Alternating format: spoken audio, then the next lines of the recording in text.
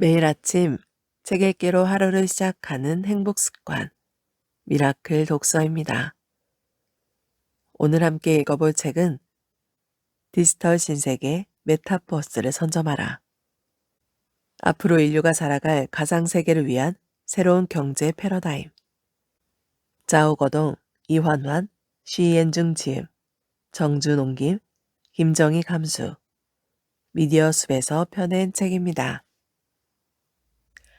머릿말, 경제학이 메타버스를 만나면 눈이 팽팽 돌아갈 만큼 어지러운 세상에서 우주 만물은 서로 얽히고 설켜 있다.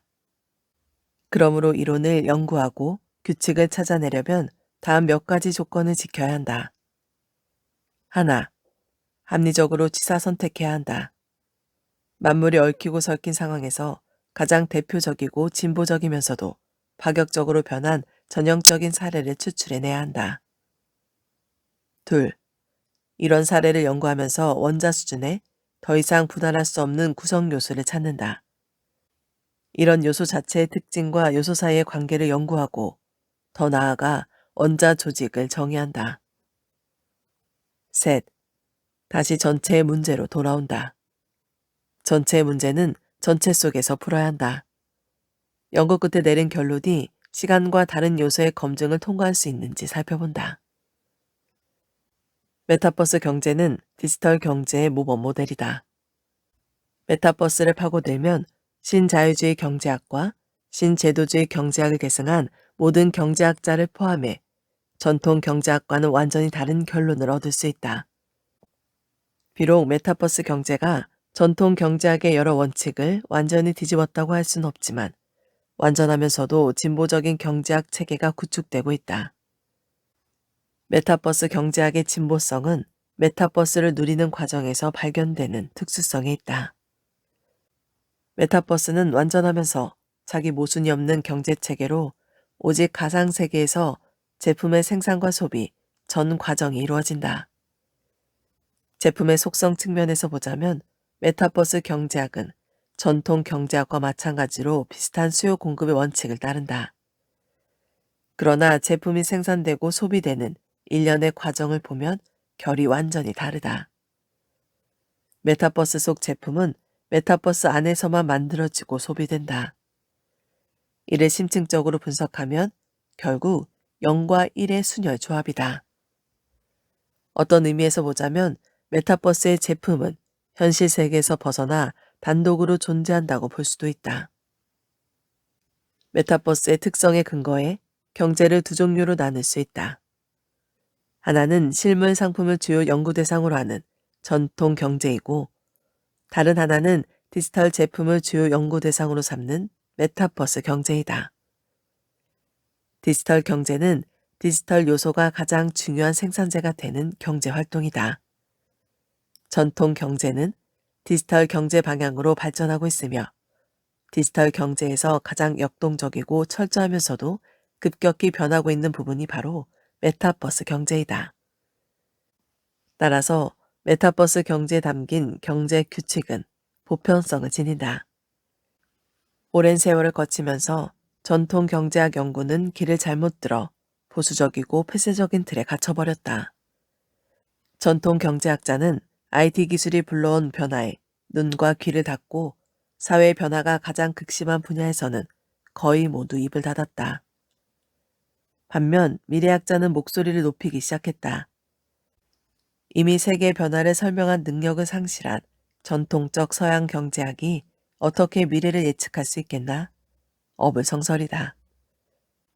옛것을 바탕으로 창조를 이루고 창조를 바탕으로 고차원으로 발전해 새로운 경제 이론 체제를 확립하는 것이 현재 경제학의 발등에 떨어진 불이다. 메타버스 경제의 특수성은 디지털 제품의 창조와 소비 과정에서 드러난다. 디지털 제품은 현실 세계의 그 어떤 물질도 소모하지 않고 현실 세계의 창고나 물류 등의 문제도 없이 어떤 의미에서 보자면 양자의 특성을 보인다. 본질적으로 디지털 제품, 더 엄밀하게 말하자면 디지털 물체는 모두 이산적으로 어떤 물리 법칙도 따르지 않는다. 메타버스에서 나타나는 규칙은 모두 코드가 규정한 인공적인 규칙으로 양자 얽힘, 순간 이동 등 어떠한 물리 규칙도 시뮬레이션 할 수 있다. 메타버스에서는 시간과 광속조차도 임의로 수정할 수 있는 파라미터다. 메타버스는 갖출 건 다 갖춘 사회이다. 메타버스 속 아바타들은 현실 속 실제 인간의 어떤 특정한 면모를 반영한 분신으로 다양한 메타버스 속에서 살아간다. 선한 부분은 더욱 선하게, 악한 부분은 더욱 악하게 부각해 메타버스 속 아바타를 구현한다. 현실 세계의 모든 정보는 그 정부가 어떤 이데올로기를 지지하든 상관없이 권선징악을 장려하며 생명 보호를 가장 중요하게 생각하고 이를 기본적인 사회 가치로 삼는다. 그러나 신화에서도 세상이 만들어진 뒤에 전당과 지옥이 생겼다고 한 것처럼 메타버스에도 지옥과 같은 존재가 있다.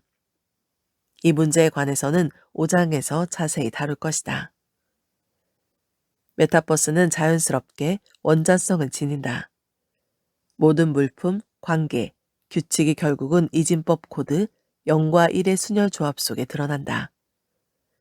메타버스에서는 이 최소 구성 단위를 더 작게 나눌 수 없다.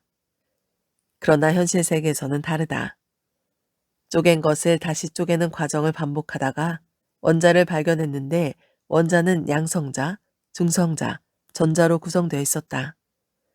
이것을 다시 쪼개보니 양성자와 중성자는 쿼크로 이루어져 있음이 밝혀졌다. 쿼크를 연구해보니 쿼크의 본질은 하나하나 떨어진 에너지에 불과함이 밝혀졌다.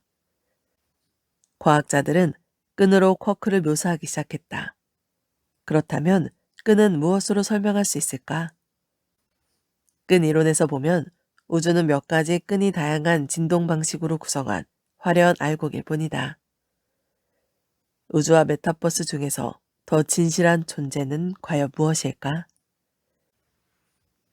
이 책은 6개 분야에서 메타버스에 대해 이야기하며 총 7장으로 나뉘어 있다. 1장에서는 메타버스의 여러 특성과 기반 기술에 대해 이야기한다. 이 책이 말하고자 하는 바를 대충 짐작할 수 있을 것이다. 2장은 메타버스 이용자에 대해 분석하고 그들에게 M세대라는 이름을 붙여준다. M세대는 1995년 이후 출생자와 2000년대 출생자가 주축을 이룬다. 그들의 관심사가 메타버스의 여러 특징을 결정지었다. M세대야말로 메타버스의 네이티브다. 3장은 주로 게임에 관해 이야기한다.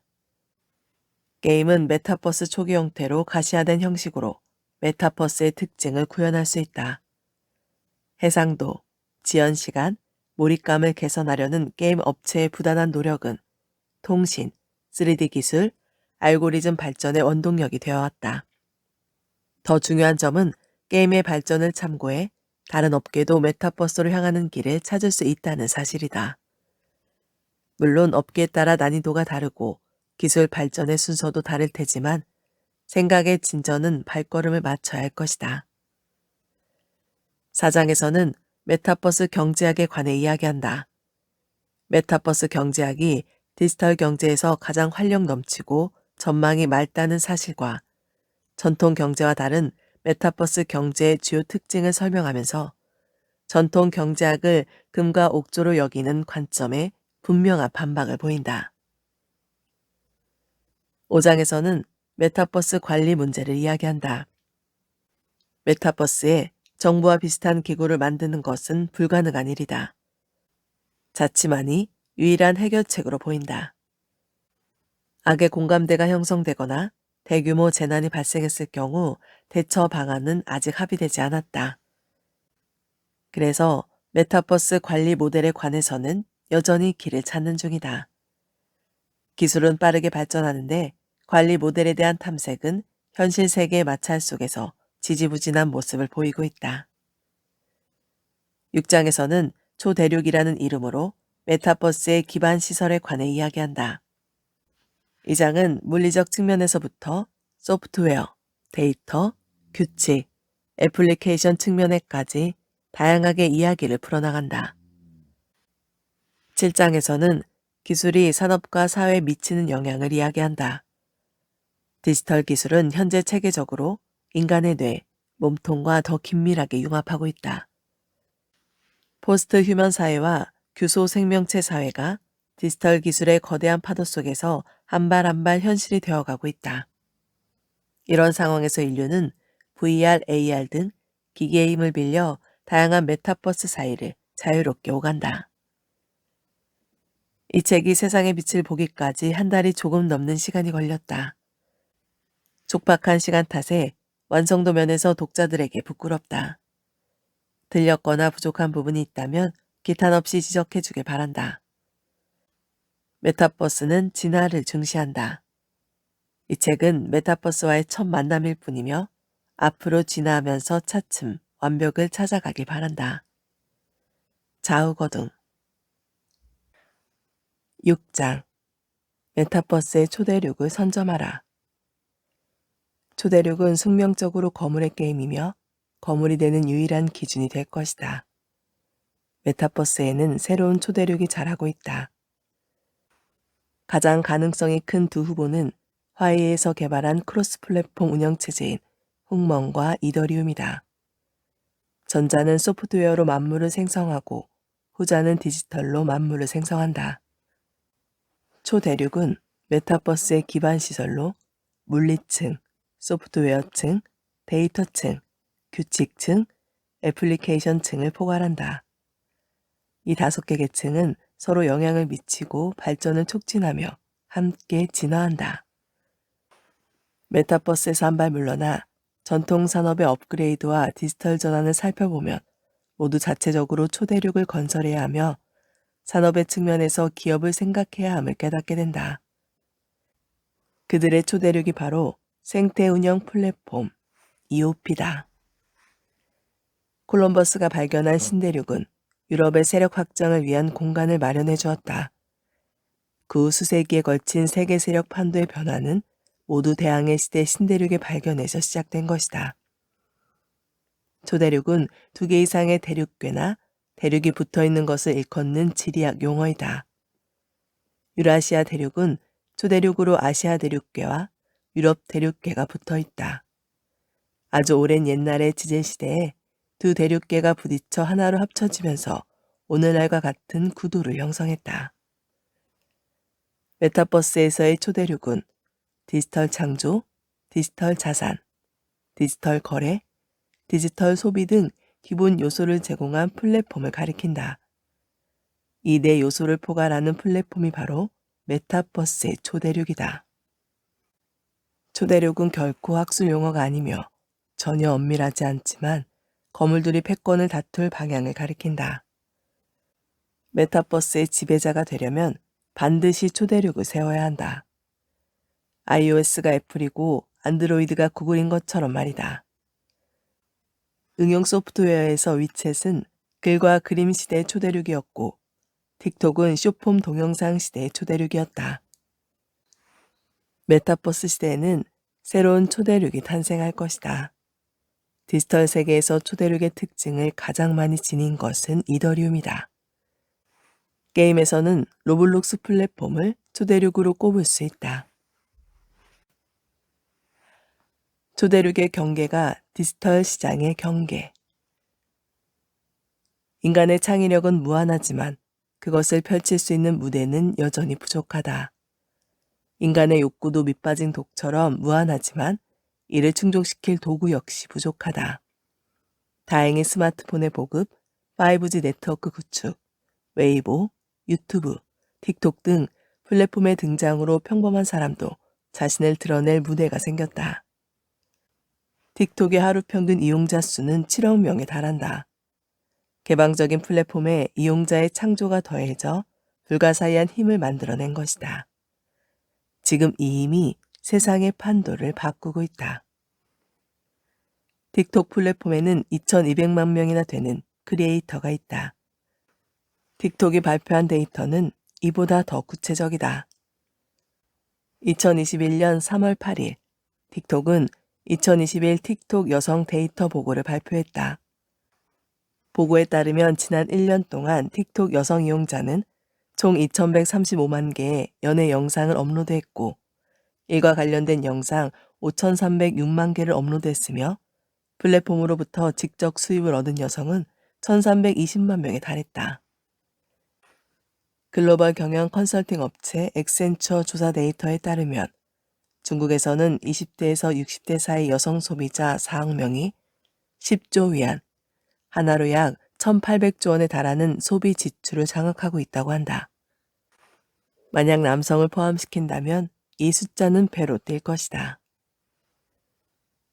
디지털 시장의 경계와 한계.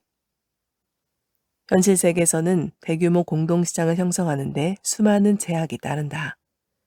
그 중에는 하드웨어적인 부분과 소프트웨어적인 부분이 있다. 하드웨어 분야의 제약으로는 도로, 교량 등이 있다. 도로조차 연결되지 않는 곳에 시장이 생길 리 없다. 도로가 연결되지 않으면 사람들이 서로 만날 수 없어 상품을 교환한 일이 없으므로 거래가 이루어질 리 만무하다. 도로가 끝나는 곳이 바로 시장의 경계이다.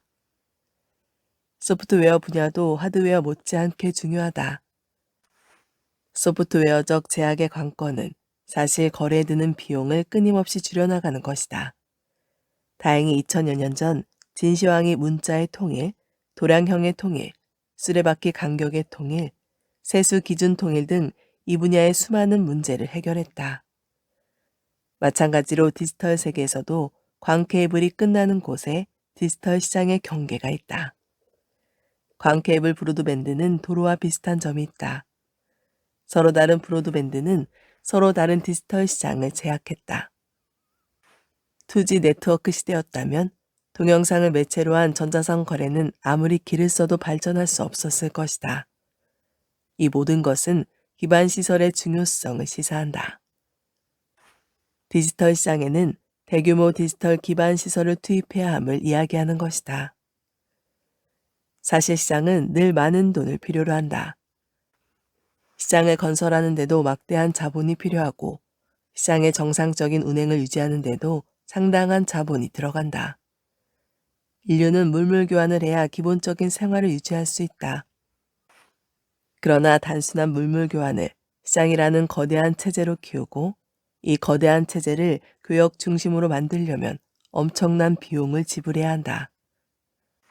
농산품에서 공산품, 디지털 제품으로 변화할수록 필요한 시장 메커니즘은 점점 복잡해지고 필요한 시장 규모는 점점 커진다. 일반적으로 현실 세계에서 시공을 뛰어넘는 데는 항상 교통비를 지불해야 하는데 사실 이것은 거래 비용의 일부이다.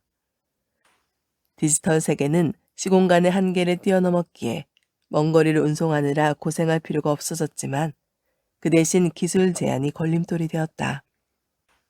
각기 다른 기술 표준, 각기 다른 운영 체제, 각기 다른 운영 플랫폼은 사실상 디지털 시장을 여러 조각으로 갈라놓았다. 심지어 디지털 시장이 나눠진 정도는 현실 세계의 시장보다 더 심오하며 복잡하다. 다양한 전자상거래 플랫폼이 출현한 것은 자유로운 경쟁의 결과라 할 수 있다. 그러나 브랜드 제조업체의 양자택일을 강요하는 것은 자유로운 경쟁을 방해하는 행위이며 디지털 시장을 분열시키는 조치다. 애플 앱스토어와 안드로이드 앱 마켓은 서로 분리돼 있을 뿐만 아니라 프로그램도 서로 호환하지 않는다. 개발자는 반드시 애플과 안드로이드를 위한 서로 다른 응용 프로그램을 개발해야 한다. 플레이어가 게임을 하면서 어렵사리 획득한 장비도 다른 운영체제로 바꾸는 순간 모두 무용지물이 되고 만다. 디지털 시장을 분열시키는 최대 장애물이 바로 디지털 창조, 디지털 자산, 디지털 시장, 디지털 소비를 제공하는 기반 시설인 플랫폼이다.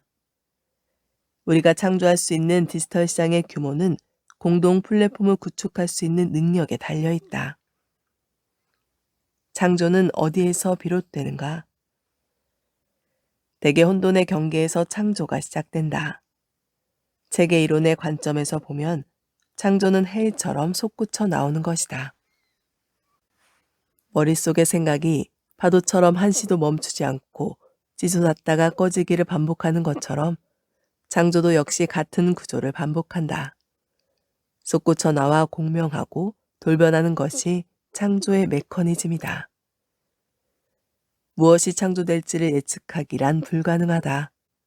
우연성이 강하기 때문이다. 그러나 큰 틀에서 보자면 창조를 길러내는 게 영 불가능한 일은 아니다. 시스템 안에 다양한 요소들을 취합하는 데 드는 비용이 충분히 낮을 경우 창조가 쏟아져 나올 확률이 굉장히 높기 때문이다. 이런 의미에서 보면 창조는 필연성이 있다. 따라서 창조를 길러내려면 시스템 안의 요소들을 취합하고 분산시키는 비용을 최대한 낮추는 방법을 강구해 이용자가 동일한 기술 언어로 소통할 수 있는 기반 시설, 즉 공동 플랫폼을 제공해야 한다. 전형적인 모델은 플랫폼 플러스 UGC, 사용자가 직접 제작한 콘텐츠이다. 이 모델은 개인의 창조력을 무한대로 발휘하는 데 최적이다. 애플은 이 모델을 활용해 하룻밤 사이에 수많은 프로그래머를 모아 애플 휴대전화 애플리케이션을 개발하도록 했고, 이로 인해 휴대전화 기능의 다양성 부분에서 단숨에 노키아를 압도했다. 틱톡 플랫폼상의 모든 동영상은 이용자가 직접 만든 것으로 영화사에서 막대한 자금을 들여 찍은 영화와는 비교할 수 없을 정도로 다채롭고 풍부한 콘텐츠를 자랑한다. 대규모 디지털 시장을 창설해 아름답고 환상적인 메타버스 세계로 진입하려면 단순하고 쉽게 활용할 수 있는 창조 툴을 마련해 사람들의 창의력과 상상력의 날개를 달아줘야 한다. 통일된 공동 플랫폼을 마련해 한번 창조되면 범우주적으로 통용되게 해야 한다. 그리고 이렇게 생산된 디지털 제품을 실제 가치를 지닌 디지털 자산으로 만들어야 한다. 각기 다른 시장 사이의 기술 장벽을 무너뜨려 기술과 규칙을 통일해야 한다. 메타버스의 번영은 무엇보다 디지털 기반 시설 기축에 달려있다고 해도 과언이 아니다. 두 개의 초대륙, 흑멍과 이더리움. 흑멍 OS는 광범위한 하드웨어와 소프트웨어를 포괄하는 통합 플랫폼으로 역사상 최초의 크로스 하드웨어 플랫폼 운영체제라는 데 의미가 있다. 이더리움은 소프트웨어와 데이터를 포괄하는 통합 플랫폼으로 진정한 디지털 세계로 향하는 길을 열었다. 완전히 데이터로 이루어진 이 세계는 현재 경이로운 방식으로 물리적 세계에 영향을 미치고 있다. 메타버스는 흑멍과 이더리움이라는 견고하게 다져진 두 개의 초대륙 위에 구축됐다. 인류의 풍부한 정신세계는 초대륙의 통합기술과 기준의 힘으로 물리적 세계의 한계를 벗어나 메타버스에서 자유롭게 피어나고 있다. 흑멍, 소프트웨어로 만물을 생성하다. 운영체제를 전 세계적으로 보급한 최초의 공로자는 미국의 마이크로소프트다. 마이크로소프트는 창업 이후 현재까지 PC 운영체제 시장을 주름잡고 있으며 한때는 애플을 절망시킬 정도로 시장 점유율이 높았던 적도 있다. 마이크로소프트는 시장 독점의 책임을 피하기 위해 자발적으로 애플에 투자해 PC 운영체제 시장에서 애플의 가련한 존재감을 유지시켜줬다. 그러나 역시 세상은 변화무쌍했다. 가련했던 애플은 자체 iOS 운영체제를 통해 스마트폰 시장을 거의 독점하다시피 했다. 휴대전화 운영체제 경쟁에서 마이크로소프트가 낙오되면서 애플과 구글이 패권을 다투게 되었다. 이제 애플의 iOS와 구글의 안드로이드 시스템은 스마트폰 시장을 100% 점령했다. 누가 이 숨막히는 상황을 타파할 수 있을까? 바로 이때 혜성처럼 등장한 하웨이의 흑멍 OS가 iOS와 안드로이드가 점령할 철의 장막에 칼을 대기 시작했다. 엄밀한 의미에서 보자면 흑멍은 안드로이드, iOS와 경쟁하기 위해 만들어진 것이 아니라 점점 늘어나는 스마트 하드웨어의 효율적인 소통을 위해 만들어졌다. 스마트 하드웨어는 크게는 스마트 자동차에서 작게는 무선 이어폰, 스마트워치, 그리고 사용량이 가장 많은 스마트폰까지 포함한다. 이처럼 통합성 면에서 보자면 흑멍은 스마트폰에서만 사용할 수 있는 iOS와 안드로이드 운영체제를 훌쩍 뛰어넘는다. 애플의 경우 애플 스마트폰, 아이패드를 지원하는 iOS와 애플의 맥에 쓰이는 맥OS, 이 두 가지 운영체제를 각각 유지할 수밖에 없다. 그러나 화웨이의 세계에서는 모든 곳에서 흥몽 OS를 사용할 수 있다. 운영체제 하나로 모든 하드웨어 장비를 지원하는 것이다. 미래는 다양한 단말기, 다양한 시나리오, 다양한 하드웨어의 시대이기 때문에 단순히 PC와 휴대전화의 융합만으로는 산업 발전의 수요를 충족시킬 수 없다. 메타버스 소프트웨어를 지원하기 위해 어떤 기술을 도입하든 메타버스가 작동하려면 반드시 운영체제를 갖춰야 한다. 이더리움, 디지털로 만물을 생성하다. 현재 도서 시장을 보면 블록체인과 이더리움 관련 책이 서점가를 점령했다고 해도 과언이 아니다. 그런데도 알면 알수록 그 새로운 이념과 깊은 철학적 사유, 간단히 실현 가능한 기술에 감탄이 끊이지 않는다. 흥멍이 여러 사람의 노력 끝에 탄생한 걸작이라면 이더리움은 비탈릭 부테린이 천재적인 능력을 마음껏 발휘해 낳은 기적이다. 디지털 세계에서는 어떤 조작이든 결국 데이터 상태의 변화에 반영된다. 데이터 상태는 디지털 만물의 시발점이자 종착점이 되는 것이다. 데이터 상태를 바꿨다는 것은 곧 디지털 만물을 바꿨다는 뜻으로 디지털 창조의 디지털 시장 등 모든 분야에서 동일하게 적용된다. 데이터 상태를 바꿀 수 있는 범용 컴퓨팅을 실현한 이더리움의 키워드는 바로 탈중앙화이다. 데이터 상태를 바꾸는 것은 중앙화된 시스템에서는 매우 쉽다. 앞장에서 언급한 영화 산업을 예로 들어보자. 티켓을 한 장 팔면 박스 오피스 숫자가 하나 늘어난다. 이런 조작은 매우 간단하다. 그러나 만약 박스 오피스를 조작했다면 어떻게 될까? 예를 들어 영화관에서 티켓을 판매하고 나서 티켓 판매수 상태를 수정하지 않았다면 판매된 티켓 수와 받은 돈의 액수가 맞지 않게 된다. 판매된 표 중 일부를 장부에 기록하지 않았기 때문에 박스 오피스가 조작된 것이다.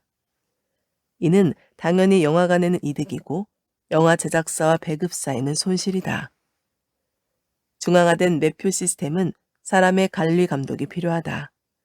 따라서 최종적인 해결 방안은 영화 박스 오피스를 관리 감독하는 기관을 만들어 책임지도록 하는 것이다.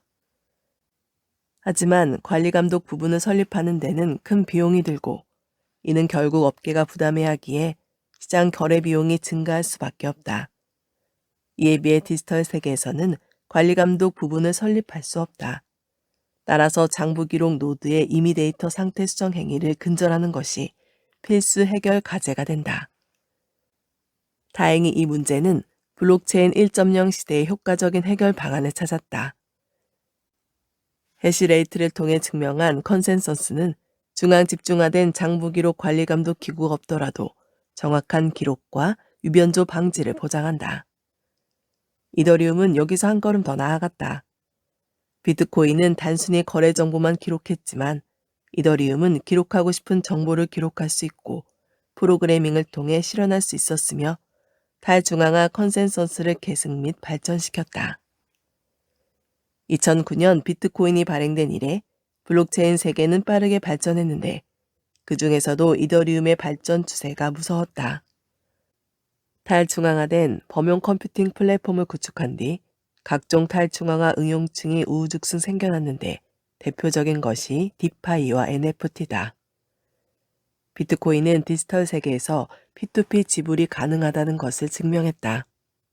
이더리움은 이보다 더 나아가 P2P의 어떠한 디지털 세계 행위도 가능하며 제3자 없이 제로 트러스트 거래가 가능함을 증명했다. 이는 디지털 세계의 기초적인 거래 규칙, 행위 규칙을 정함으로써 다양한 응용을 파생시켰고 블록체인 메타버스를 형성했다. 디파이 사토시 나카모토가 처음에 비트코인을 만든 까닭은 은행의 중앙집권적 지배에서 벗어나 P2P 지불을 실현하기 위해서였다. 비트코인이 이 목표를 이뤘음은 의심의 여지가 없다. 이더리움에서 파생된 디파이는 탈중앙화된 금융으로 P2P 지불에 기반해 각종 금융 업무를 만들어낸다. 디파이에는 전용 금융기관이 끼어들 자리가 없다. 디파이 업무는 트레이블 코인, 대출, 거래소, 파생상품, 펀드 관리, 복권, 지불, 보험 등 다양한 분야를 포괄한다. 이는 간략하게 분류한 것이며 이 업무들은 블록처럼 서로 겹쳐져 새로운 금융상품을 파생시킬 수도 있다. 아마도 물리적 세계에서는 이런 종류의 금융 업무를 이해하기 어려울 것이다. 금융의 탈중앙화 응용을 바라보는 시각에서는 강대국과 약소국의 차이가 있다. 중국은 현재 비트코인 채굴 사업을 강력히 규제해 비트코인 거래 및 투기를 제한하고 있다. 반면 중남미 소국인 엘살바도르는 비트코인을 법정 통화로 채택했다. 중국은 은행을 거치지 않는 국제 송금은 편리한 자산 도피의 수단이라고 본다. 중미 간 경쟁이 치열한 상황에서 통제를 벗어난 자산 도피 루트는 용인할 수 없다. 그런데 왜 엘살바도르에서는 비트코인을 악용할 우려를 배제한 채 법정 통화로 통용하고 있을까? 엘살바도르는 국토 면적 2만여 제곱킬로미터, 인구 600여만 명으로 작은 나라이다. 이 나라의 공식 화폐는 미국 달러로 현재 인플레이션 충격으로 인해 화폐 주권을 거의 상실한 상태다. 이런 이유로 엘살바도르는 비트코인을 법정화폐로 삼으면서 적어도 달러 인플레이션으로 인한 화폐 가치 급락은 막을 수 있다고 판단했다. 누구의 판단이 맞을지는 아직 알 수 없다. 디파이의 미래를 조금 더 기다려볼 수밖에 없다. 메타버스는 현재 디파이의 다양한 응용 시나리오를 제공하고 있다. 7월 3일 블랙체인 게임 샌드박스 속 24 곱하기 24cm의 가상 토지가 364만 달러에 낙찰돼 사상 최고가를 경신했다. 이전까지 샌드박스 속 가상 토지의 최고 거래가는 65만 달러였다. 전통적 금융기관은 게임 속 가상자산 경매에 어떠한 도움도 줄 수 없다. 이로써 디파이는 제대로 실력을 발휘할 기회를 포착했다. NFT는 대체 불가능한 토큰이라는 뜻으로 분할할 수 없는 유일무이한 자원이다. 희소성을 갖는 디지털 자산의 특징은 나눌 수 없고 오직 하나뿐이라는 것이다. 마침 현실 세계와 가상 세계의 자산은 대부분 비동질화되어 있다. NFT는 가상 물품을 매핑해 거래 실체가 되어 가상 물품을 자산화하는 역할을 한다. 사람들은 임의의 데이터 콘텐츠를 링크를 통해 블록체인상의 매핑의 NFT를 데이터 콘텐츠의 실체로 만들어 데이터 콘텐츠의 가치 이전을 실현할 수 있다. 디지털 자산을 매핑하면 장비, 장식품, 토지 소유권 등은 모두 거래 가능한 실체를 가지게 된다. NFT는 메타버스를 구축하는 데 중차대한 의미를 지닌다. NFT가 생기면서 플레이어가 게임 중 구매한 각종 장비와 창조한 각종 물품이 모두 자산으로서 거래가 가능해졌을 뿐만 아니라 정찰 가격까지 생겼다. 여태까지는 게임 장비와 게임 스킨 같은 것은 자산이 아니라 일종의 서비스로서 수량 제한이 없고 생산 비용도 재료에 수렴했다. 일반적으로 운영자는 자산이 아닌 서비스 콘텐츠로서 게임 물품을 이용자에게 판매한다. 창작 플랫폼도 이와 같아 이용자가 타인의 작품을 사용하려면 지정된 비용을 지불해야 한다. 그러나 NFT로 정통적 가상상품 거래 방식이 바뀌었다. 마치 현실 세계에서 상품을 생산하는 것처럼 유저 크리에이터가 직접 가상상품을 생산, 거래할 수 있다. 게임 플랫폼을 벗어나 이용자끼리도 관련 NFT 자산을 자유롭게 거래할 수 있다. 메타버스는 여전히 카오스 상태에 있다. 하지만 권위적인 중앙화 조직을 세워 메타버스 내 경제 행위를 규범화할 수는 없다. 로블록스는 이런 상황에서 과감하게 첫 발을 뗐다. 로블록스는 탈중앙화 기제로 거래를 실현하진 않았지만 로벅스와 달러 사이의 환율 안정을 신중하게 유지해 나가려 한다. 아마도 안정적인 환율은 로블록스 생태계 번영을 도울 것으로 기대된다. 그렇다면 다양한 로블록스 간의 디지털 자산을 교환하려면 어떤 시스템이 요구될까? 이는 로블록스 스스로 해결할 수 있는 문제가 아니다. 이더리움은 메타버스 경제 기제를 안정시키고 메타버스는 이더리움의 풍부한 응용 시나리오를 제공해야 한다. 이더리움과 메타버스가 서로의 발전을 촉진하고 시너지 효과를 내는 것이 중요하다. 오늘 미라클 독서는 여기까지 읽도록 하겠습니다. 오늘도 함께 해주셔서 감사합니다.